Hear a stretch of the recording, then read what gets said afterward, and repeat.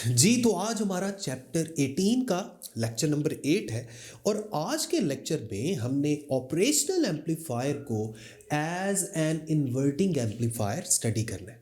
आपको याद होगा लास्ट लेक्चर में हमने ऑपरेशनल एम्पलीफायर का थोड़ा सा इंट्रोडक्शन देखा था, जिसमें हमने ऑपरेशनल एम्पलीफायर का सिंबल भी देखा था जो आपको इस वक्त यहाँ पर नज़र आ रहा है। उस तरफ ऊपर नेगेटिव आपको सिंबल नजर आ रहा है, यानी ये इन्वर्टिंग इनपुट को जाहिर कर रहा है, और नीचे वाला जो इनपुट टर्मिनल है ये नॉन इन्वर्टिंग इनपुट टर्मिनल को जाहिर कर रहा है, जिसको हमने प्लस के सिंबल के साथ जाहिर किया है। इसी तरह इस तरफ आपको एक आउटपुट टर्मिनल नजर आ रहा है, और साथ ही जो ट्रायंगल आपको यहाँ पर नजर आ रही है ऑपरेशनल एम्पलीफायर का जो सिंबल है उसके ऊपर और नीचे प्लस वीसीसी और माइनस वीसीसी दो बैटरीज हमें नजर आ रही हैं, जिनके दरमियान में हमने इस ऑपरेशनल एम्पलीफायर को ऑपरेट करवाना है। साथ ही एक बात याद रखें कि ये जो ऑपरेशनल एम्पलीफायर है इसकी मदद से चाहे हमने इनपुट देनी है चाहे आउटपुट लेनी है, एक बात याद रखें कि एक टर्मिनल ग्राउंड पे जरूर होगा। तो ऐसा करते हैं, नीचे मैं सीधी एक वायर लगाता हूं और उसको 0 वोल्ट सप्लाई कर देता हूं, यानी इस नीचे वाली वायर को मैंने ग्राउंड कर दिया। अब मेरे साथ साथ आपने चलना है, जिस जिस तरह मैं बता रहा हूं उन सारी बातों को आपने याद रखना है। अब चूंकि आज के टॉपिक में हमने ऑपरेशनल एम्पलीफायर को as an inverting amplifier use करना है, तो फिर मैं इनपुट कौन से टर्मिनल पर दूंगा? जाहिर बात है ये मैं इन्वर्टिंग इनपुट टर्मिनल पर दूंगा। अब करना यह है कि जिसको हमने इस्तेमाल नहीं करना, जिस इनपुट टर्मिनल को हमने इस्तेमाल नहीं करना, उसको सीधा ग्राउंड पे कर दें। यानी जो नॉन इन्वर्टिंग टर्मिनल है इसको मैं सीधा ग्राउंड के साथ मैंने कनेक्ट कर दिया। इसका मतलब यह हुआ कि नॉन इन्वर्टिंग टर्मिनल पे अगर पोटेंशियल की वैल्यू को मैं V प्लस के साथ जाहिर करता हूं तो वो कितनी हो गई है? 0 वोल्ट। अब बात करते हैं इन्वर्टिंग इनपुट टर्मिनल की। इन्वर्टिंग इनपुट टर्मिनल जिस पर पोटेंशियल को मैं V माइनस का नाम दे रहा हूं, यहां पर हमने इनपुट वोल्टेज सप्लाई कर देना है। मैं ऐसा करता हूं, रास्ते में एक R1 रेजिस्टर कनेक्ट कर देता हूं उस तरफ लेफ्ट साइड पे, और साथ ही रेजिस्टर R1 के लेफ्ट साइड पर मैं एक input terminal input signal supply कर देता हूं, जिसको मैं इस इनपुट टर्मिनल और ग्राउंड के दरमियान सप्लाई करूंगा। आपको वहां पर एक सोर्स नजर आ रहा है जिसकी मदद से हम इनपुट सिग्नल सप्लाई कर रहे हैं। और एक बात याद रखें, आउटपुट भी हम आउटपुट टर्मिनल और ग्राउंड के दरमियान ही लेंगे। इस आउटपुट को मैं V0 का नाम दे देता हूं। और एक और बात याद रखें, अभी सर्किट कंप्लीट नहीं हुआ, सर्किट में एक थोड़ी सी कमी है, और वो है फीडबैक रेजिस्टर R2 की। करते हम ये हैं कि आउटपुट का थोड़ा सा हिस्सा फीडबैक करवाते हैं इनपुट को, और जिस रेजिस्टर के थ्रू मैं ये काम करवा रहा हूं उसका नाम मैं R2 रख देता हूं। तो मैं ऐसा करता हूं, एक्सटर्नल कनेक्शन करता हूं आउटपुट टर्मिनल और इनपुट टर्मिनल का। अब जिस इनपुट टर्मिनल का कनेक्शन करना है मैं ऐसा करता हूं, वो इन्वर्टिंग इनपुट टर्मिनल ही यूज कर लेता हूं। तो मेरे पास ये एक एक्सटर्नल कनेक्शन आ गया R2 के थ्रू। इस वक्त हमारा सर्किट कंप्लीट हो चुका है। लेकिन एक बात याद रखें कि इस सर्किट को सॉल्व करने के लिए या इस सर्किट की मदद से वोल्टेज गेन की वैल्यू निकालने के लिए जो मेन हमारा आज का काम है, हमें एक छोटे से प्रिंसिपल को पढ़ना पड़ेगा जिसको बोलते हैं प्रिंसिपल ऑफ वर्चुअल ग्राउंड। तो सबसे पहले तो हम हेडिंग लिख लेते हैं, calculation for voltage gain in case of inverting amplifier, और साथ ही नीचे मैं एक और हेडिंग लिख लेता हूं, प्रिंसिपल ऑफ वर्चुअल ग्राउंड। इससे पहले आपको याद होगा कि ओपन लूप गेन जो है ऑपरेशनल एम्पलीफायर का वो बहुत ज्यादा होता है। ये हमने पढ़ा था लास्ट लेक्चर में। इसका मतलब ये है, जैसे आप जानते हैं कि ओपन लूप गेन AOL की वैल्यू 10⁵ होती है, और AOL का फॉर्मूला क्या था? V output divided by V input. और हम जानते हैं कि अगर ऑपरेशनल एम्पलीफायर का ओपन लूप गेन बहुत ज्यादा है तो इस बात का मतलब क्या है? इसका मतलब यह है कि नीचे वाली वैल्यू यानी V इनपुट बहुत थोड़ी होगी तो फिर भी V आउटपुट बहुत ज्यादा मिलेगा। यानी फर्ज कर लें आउटपुट के मुकाबले में तो V इनपुट ना होने के बराबर है। ओपन लूप गेन कंडीशन की बात कर रहा हूं जो कल वाले लेक्चर में हमने पढ़ा था, और हमने देखा था कि V इनपुट जो ओपन लूप गेन में V इनपुट है ये बेसिकली इन्वर्टिंग और नॉन इन्वर्टिंग टर्मिनल्स के दरमियान पोटेंशियल का डिफरेंस होता है। यानी हम कह सकते हैं कि V input is approximately equal to zero as compare to V output. तो अगर मैं V इनपुट को अप्रॉक्सीमेटली इक्वल टू जीरो कह देता हूं तो मैं ये भी कह सकता हूं कि V plus minus V negative is approximately equal to zero. और V नेगेटिव जो है इसको दूसरी तरफ ले जाए तो आपके पास V प्लस जो है वो V नेगेटिव या V माइनस के इक्वल आ गया, अप्रॉक्सीमेटली इक्वल। मतलब ये हुआ कि जो इन्वर्टिंग टर्मिनल पे पोटेंशियल है वही नॉन इन्वर्टिंग टर्मिनल पर भी पोटेंशियल होगी।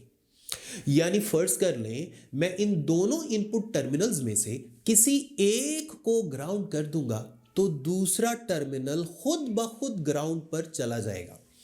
यानी मैं कह सकता हूं कि अगर मैं V प्लस को 0 वोल्ट कर दूं, ग्राउंड कर दूं, तो V माइनस जो ऑटोमेटिकली ग्राउंड पे चला जाएगा। इसी तरह अगर मैं V नेगेटिव को ग्राउंड कर देता हूं तो V प्लस ऑटोमेटिकली ग्राउंड पे चला जाएगा, यानी 0 वोल्ट पे आ जाएगा। This principle is called principal of virtual ground. तो ये है हमारा प्रिंसिपल जिसकी बेस पर हमने आज के सर्किट की डेरिवेशन करनी है। और डेरिवेशन क्या करनी है, हमने बेसिकली वोल्टेज गेन फाइंड करना है। अब स्टेप वाइज मैं कुछ पॉइंट्स आपको बता रहा हूं, इनको याद रखना आपने। सबसे पहले हम स्टार्ट करते हैं उस तरफ से, सर्किट की लेफ्ट साइड से। आपने जो R1 कनेक्ट किया था तो R1 के राइट साइड पे, आई मीन लेफ्ट साइड पे पोटेंशियल कितना है, VI। इसी तरह R1 के लेफ्ट साइड पर, आई मीन राइट साइड पे जो पोटेंशियल है वो कितना है, R1 के राइट साइड पे पोटेंशियल कितना है, वो V माइनस है। ठीक है, जिसे हम इन्वर्टिंग इनपुट टर्मिनल में जो भी पोटेंशियल होता है उसे V नेगेटिव से ही जाहिर करते हैं ना। इसी तरह R2 जो ऊपर लगा हुआ है उसके लेफ्ट साइड पर पोटेंशियल कितना है, वो भी V माइनस ही है, क्योंकि उसका कनेक्शन यहां ही कनेक्ट किया हुआ है हमने उस टर्मिनल को। इसी तरह R2 के राइट साइड पे पोटेंशियल कितना है, R2 के राइट साइड पे वही पोटेंशियल है जो यहां पर आउटपुट टर्मिनल पर पोटेंशियल अपीयर हो रहा है। So we can say that R2 के राइट साइड पे जो पोटेंशियल है वो V आउटपुट है। R2 के लेफ्ट साइड पे जो पोटेंशियल है वो क्या है, V नेगेटिव। इसी तरह R1 के लेफ्ट साइड पे पोटेंशियल कितना है, V इनपुट। और R1 के राइट साइड पे पोटेंशियल कितना है, V नेगेटिव। ये कुछ पॉइंट्स हैं जो आपने याद रखने हैं। अब जाहिर बात है R1 के दोनों टर्मिनल्स के दरमियान भी कोई ना कोई पोटेंशियल का डिफरेंस है। हम कह सकते हैं कि R1 के दरमियान कोई ना कोई करंट फ्लो करेगा, इसे मैं I1 का नाम दे देता हूं। इसी तरह R2 के दोनों टर्मिनल्स के दरमियान भी कोई ना कोई पोटेंशियल का डिफरेंस है। हम कह सकते हैं कि इसके थ्रू भी कोई ना कोई करंट फ्लो कर रहा है, इस करंट को I2 का नाम दे दें। अब एक छोटी सी चीज जो हमने कल के लेक्चर में, लास्ट लेक्चर में जो हमने पढ़ी थी, इनपुट रेजिस्टेंस। हम जानते हैं कि जो इन्वर्टिंग और नॉन इन्वर्टिंग टर्मिनल्स हैं इनके दरमियान में इंटरनल रेजिस्टेंस जो होती है, जो इनके अंदर की रेजिस्टेंस है, वो बहुत हाई रखी जाती है। इनपुट रेजिस्टेंस बहुत हाई रखी जाती है। और उसका पर्पस क्या था, पर्पस ये था कि इन इन्वर्टिंग और नॉन इन्वर्टिंग टर्मिनल्स के दरमियान से कोई करंट का फ्लो ना हो। इसका मतलब ये हुआ कि जो R1 के थ्रू करंट फ्लो कर रहा है वही करंट R2 के थ्रू फ्लो करेगा, क्योंकि R1 के थ्रू जो करंट फ्लो कर रहा है वो इन्वर्टिंग टर्मिनल से नॉन इन्वर्टिंग टर्मिनल की तरफ तो जा नहीं सकता। तो हम कह सकते हैं कि current through R1 is equal to current through R2। यही हमारा डेरिवेशन का सबसे पहला पॉइंट है। अब मैं ऐसा करता हूं, सबसे पहले तो हम ये कंडीशन लिख लेते हैं, okay, as no current flows between inverting and non-inverting terminals, so we can write current through R1 is equal to current through R2, यानी I1 must be equal to I2। अब ऐसा करें, इस इक्वेशन को equation number 1 का नाम दे दें। अब देखें, हमने V प्लस को क्या किया था, सीधा ग्राउंड पे कर दिया था, यानी V प्लस किसके इक्वल है, V plus is equal to 0 volt. अब प्रिंसिपल ऑफ वर्चुअल ग्राउंड के मुताबिक V प्लस अगर 0 वोल्ट है तो इन्वर्टिंग टर्मिनल पर भी इस वक्त जो पोटेंशियल की वैल्यू है, एक बात याद रखें, मैं पोटेंशियल की वैल्यू कह रहा हूं, पोटेंशियल डिफरेंस नहीं कह रहा, ये बेसिकली एब्सोल्यूट पोटेंशियल की बात हो रही है इस पॉइंट पे। यानी इन्वर्टिंग टर्मिनल पर भी R1 के राइट साइड पे जो पोटेंशियल है, जिसे हमने V माइनस से जाहिर किया हुआ था, ये भी वर्चुअली जीरो पे हो जाएगी, क्योंकि प्रिंसिपल ऑफ वर्चुअल ग्राउंड के मुताबिक हम जानते हैं, हम ये तो जानते हैं कि V minus is approximately equal to V plus. अब चूंकि V प्लस जीरो है तो V माइनस भी जीरो पे हो गया। ये है प्रिंसिपल ऑफ वर्चुअल ग्राउंड की एप्लीकेशन, यानी V प्लस अगर जीरो है तो V माइनस भी जीरो हो गया। ये बात भी साइड पे करके बॉक्स में मैं आपको दिखा देता हूं। ये हमने कौन सा प्रिंसिपल यूज किया है, प्रिंसिपल ऑफ वर्चुअल ग्राउंड। अब मैं बात करने लगा हूं करंट थ्रू R1, उसका फॉर्मूला हम बना लेते हैं। ओहम लॉ के मुताबिक हम जानते हैं कि करंट इक्वल होता है पोटेंशियल डिफरेंस या voltage difference divided by resistance. अब R1 के थ्रू हमने पोटेंशियल डिफरेंस बनाना है, R1 के थ्रू आई मीन करंट हमने फाइंड करना है, तो पोटेंशियल डिफरेंस भी ऊपर वही वाला आएगा जो R1 के दोनों टर्मिनल्स के दरमियान है। अब देखिए, R1 के जो लेफ्ट साइड पे टर्मिनल है वहां पर पोटेंशियल क्या है, वहां पर जनाब पोटेंशियल है VI, और R1 के राइट साइड पे जो पोटेंशियल है वो क्या है, वो है V नेगेटिव। तो मैं ऐसा करता हूं, I1 के फॉर्मूला में मैं लिख देता हूं V input minus V negative, यानी लेफ्ट साइड का पोटेंशियल माइनस राइट साइड का पोटेंशियल, दोनों पॉइंट्स के पोटेंशियल में फर्क निकाल लिया, यानी डिफरेंस निकाल लिया। V input minus V negative divided by resistance कौन सी है, R1। अब प्रिंसिपल ऑफ वर्चुअल ग्राउंड के मुताबिक हम जानते हैं कि हमने V प्लस को जीरो किया था, तो इसका मतलब है V माइनस भी वर्चुअली जीरो पे चला गया, जो अभी थोड़ी देर पहले मैंने आपको बताया। तो यहां पर V नेगेटिव की जगह मैं क्या लिख दूंगा, 0 वोल्ट। तो जब 0 वोल्ट लिख देंगे वो तो खत्म हो जाएगा। आपके पास I1 का रिलेशन बन जाएगा V input divided by R1। इसे हम नाम दे देते हैं इक्वेशन नंबर 2। अब मैं जाने लगा हूं I2 की तरफ। I2 क्या है, I2 R2 के अंदर से फ्लो करने वाला करंट है। अब R2 के अंदर से जो करंट फ्लो कर रहा है उसको भी फाइंड करने के लिए ओहम लॉ ही हम यूज करेंगे, यानी करंट थ्रू R2।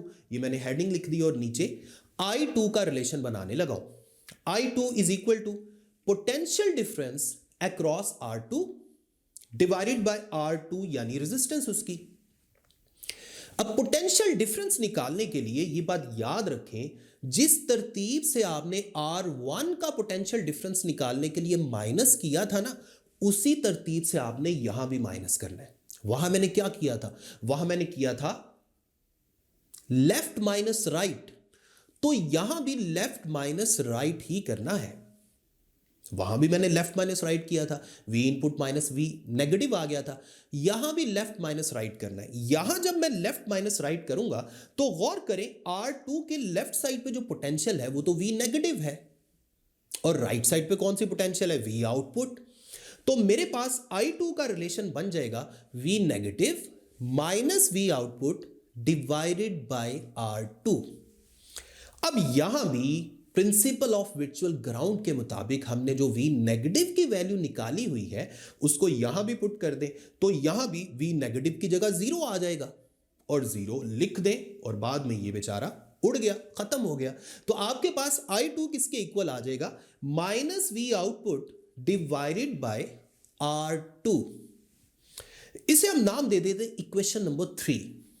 अब इक्वेशन नंबर 2 और इक्वेशन नंबर 3, इन दोनों को इक्वेशन नंबर 1 में पुट कर दें, जो हमारे पास थी I1 is equal to I2। Left hand side पे आपके पास आ जाएगा V input divided by R1, और राइट हैंड साइड पे आपके पास आ जाएगा minus V output divided by R2। अब हमने पता क्या करना है, हमने वोल्टेज गेन निकालना है। और वोल्टेज गेन का मतलब क्या है, output voltage divided by input voltage. तो ऐसा करें, लेफ्ट हैंड साइड पे जो V इनपुट था ना, उसे राइट हैंड साइड पे नीचे डिवाइड कर दें, और राइट हैंड साइड पे जो नीचे R2 था उसको लेफ्ट हैंड साइड पे ऊपर ले आए। तो आपके पास R2 divided by R1 is equal to minus V naught divided by V input आ गया। अब साथ ही जनाब नेगेटिव साइन को भी लेफ्ट हैंड साइड पे ले आते हैं और इक्वेशन को थोड़ा सा रीअरेंज कर लेते हैं। आपके पास V output divided by V input किसके इक्वल आ जाएगा, -R2 डिवाइडेड बाय R1। अब ये है जनाब वोल्टेज गेन का फॉर्मूला। इसको हम अगर कैपिटल G से जाहिर करें, output voltage divided by input voltage, तो आपके पास कैपिटल G यानी वोल्टेज गेन का रिलेशन आ गया -R2 डिवाइडेड बाय R1। अब इसमें नेगेटिव साइन पता क्या बता रहा है, जी बिल्कुल यही बता रहा है। नेगेटिव साइन हमें क्या बता रहा है कि इनपुट के मुकाबले में आउटपुट में 180 का फेज डिफरेंस आ गया है। यानी अगर इनपुट पे क्रस्ट था तो आउटपुट पे ट्रफ मिला, अगर इनपुट पे ट्रफ था आउटपुट पे क्रस्ट मिला। अगर इनपुट पे आप पॉजिटिव दे रहे थे तो आउटपुट पे नेगेटिव मिलेगी, अगर इनपुट पे नेगेटिव दे रहे थे तो आउटपुट पर पॉजिटिव वोल्टेज मिलेगी।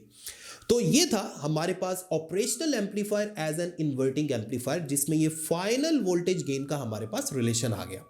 इसमें एक और चीज सोचने वाली है, और वो ये है कि देखिए फाइनल जो रिलेशन है इसमें ऑपरेशनल एम्पलीफायर की अंदर की कोई भी बात नजर नहीं आ रही।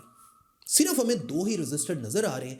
एक हमने जो इनपुट सप्लाई करने के लिए एक R1 लगाया था, और एक जो फीडबैक रजिस्टर था R2। और ये बात याद रखें कि R2 की वैल्यू जो है ना, जो फीडबैक रजिस्टर है, इसकी वैल्यू R1 के मुकाबले में बहुत ज्यादा होती है। इसका मतलब है R2 डिवाइडेड बाय R1, इस रेशो का आंसर 1 से बहुत बड़ा आएगा। सो हम कह सकते हैं कि यस, वोल्टेज गेन हो रही है, और ये internal structure of operational amplifier पर डिपेंड नहीं कर रही। यानी जो बेचारा सारा ऑपरेशनल एम्पलीफायर है जो हमें सिग्नल एम्पलीफाई करके दे रहा है, उसको सिर्फ हम इस्तेमाल कर रहे हैं सिग्नल की एम्पलीफिकेशन के लिए। अदरवाइज फाइनल रिजल्ट में उसका कोई भी कंपोनेंट हमें यहां पर नजर नहीं आ रहा। तो ये था जनाब आज का लेक्चर।